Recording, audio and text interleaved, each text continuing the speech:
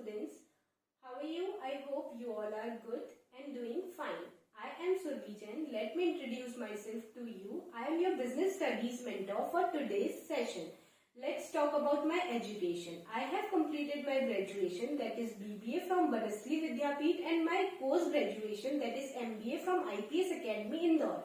My subject of specialization is Human Resource Management. Moving towards the question why I chose this profession. So, why I want to become a teacher or an educator? Rightly from my childhood, I want to become a teacher.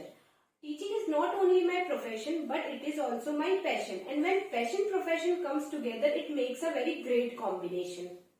We teachers have a power to mold future generation by our personal wisdom. As an online educator with platform like Vedantu, I will be able to interact with thousands of students like you. With my knowledge, if I am able to generate any kind of difference in 2 or 3 of yours life, then my job as a teacher is done very greatly. Moving towards what we are going to discuss in today's session. So we are going to discuss class 11 topic, nature and purpose of business. In this topic, we have to study concept of business, and this concept of business totally related to business studies. For studying this topic, we have to analyze what is business. So, for understanding this, we have to discuss two activities, economic activity and non-economic activity. If we are talking about non-economic activity, let's take an example of non-economic activity. Non-economic activity is totally related to non-monetary terms. In this, there is no monetary terms. So, let's take an example of non-economic activity.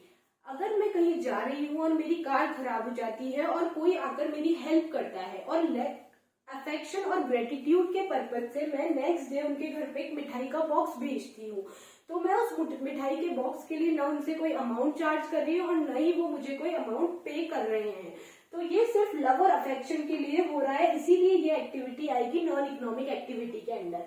अगर वहीं मैं economic activity की बात करती हूँ और एक मेरी स्वीट शॉप है और मैं मिठाइयाँ सेल कर रही हूँ और उसके बदले अमाउंट चार्ज कर रही हूँ और मनी जनरेट कर रही हूँ और अपना लाइवलीहुड अर्न कर रही हूँ, तो ये एक्टिविटीज आती है इकोनॉमिक एक्टिविटी के अंदर. Let's take an another example.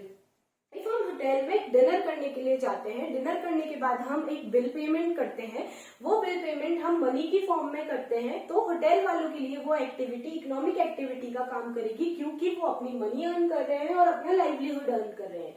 इसी तरह अगर हम नॉन इकोनॉमिक एक्टिविटी की बात करते हैं, हम हमारी मदर को एक एज ए एग्जाम्पल लेते हैं.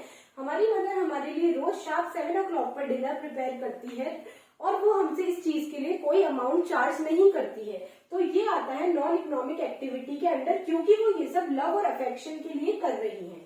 इफ हम कैटेगरीज की बात करते हैं जो कि इकोनॉमिक एक्टिविटीज के अंदर आती है, employment, profession and business. If we are talking about employment, employment से हमें सैलरी मिलती है, वो सैलरी हमें मॉनेटरी टर्म्स में मिलती है. Let's take an example. अगर मैं एज ए टीचर किसी स्कूल में अप्लाई करती हूँ और वो मुझे मंथली सैलरी प्रोवाइड करते हैं और मंथली पे स्केल प्रोवाइड करते हैं, और अगर वो इन टर्म्स ऑफ मनी होता है तो वो इकोनॉमिक एक्टिविटीज के अंदर आता है. Secondly, we are talking about profession. अगर मैं कंपनी की कंपनी सेक्रेटरी हूँ और मैं कंसल्टेंसी सर्विसेज प्रोवाइड कर रही हूँ मेरे कस्टमर्स को, उन कंसल्टेंसी सर्विसेज के अंदर मैं उन्हें बता रही हूँ कि कंपनी का इनकॉर्पोरेशन कैसे होता है, कंपनी में रिक्रूटमेंट कैसे होता है, अपॉइंटमेंट्स कैसे होते हैं, डायरेक्टर का अपॉइंटमेंट कैसे होता है, डायरेक्टर का रेजिग्नेशन कैसे होता है. उस चीज के लिए वो इंडिविजुअल मुझे प्रोफेशनल फी पे कर रहा है अकॉर्डिंग टू माई चार्जेस, तो वो प्रोफेशनल फी मुझे मॉनेटरी टर्म्स में मिल रही है. अगर वो मुझे मॉनेटरी टर्म्स में मिल रही है तो इससे मेरी मनी जनरेट हो रही है, मेरा लाइवलीहुड अर्न हो रहा है, तो ये प्रोफेशन ऑल्सो इकोनॉमिक एक्टिविटीज के अंदर आएगा. Last but not the least, we are talking about business. अगर मैं किसी को कुछ सेल कर रही हूँ और उसके सेल करने पर मुझे रिटर्न में अमाउंट मिल रहा है, ये गिव एंड टेक वाला रिलेशन है कि मैं किसी चीज को बेचकर पैसे कमा रही हूँ और उस पैसे से मेरा प्रॉफिट अर्न हो रहा है, तो ये एक्टिविटी आएगी हमारी इकोनॉमिक एक्टिविटी के अंदर. स्टूडेंट्स को हमेशा कंफ्यूजन रहता है कि प्रॉफिट और रेवेन्यू सेम होता है. जी नहीं, प्रॉफिट और रेवेन्यू कभी भी सेम नहीं होता. अगर मैं 10 रुपए की कोई चीज खरीद कर उसे 10 रुपए और मिलाकर 20 रुपए में बेचती हूँ, तो जो 20 रुपए होंगे वो मेरा रेवेन्यू होगा. बट अगर उस 20 रुपए में से जो कॉस्ट इनकर हुई 10 रुपए की, उसे मैं माइनस करती करती हूँ और जो 10 रुपए बचता है वो मेरा प्रॉफिट होगा. So in simple words, formula for analyzing profit is revenue minus cost incurred is equals to profit. Now talking about business, जिसके लिए हमने इतनी सारी साइकिल को डिस्कस किया. Business is equal to busy plus ness. That is, business is a state of being busy.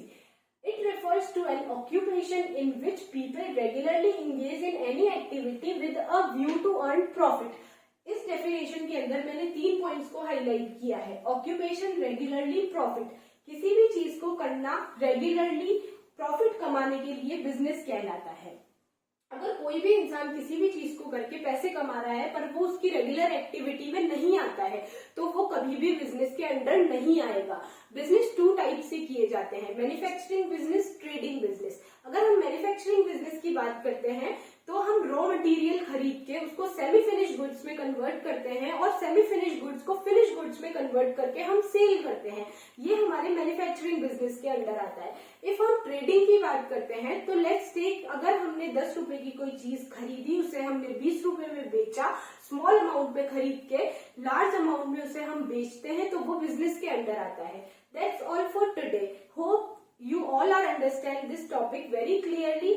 I hope to see you in next class. Till then, bye bye. Take care of yourself. Thank you.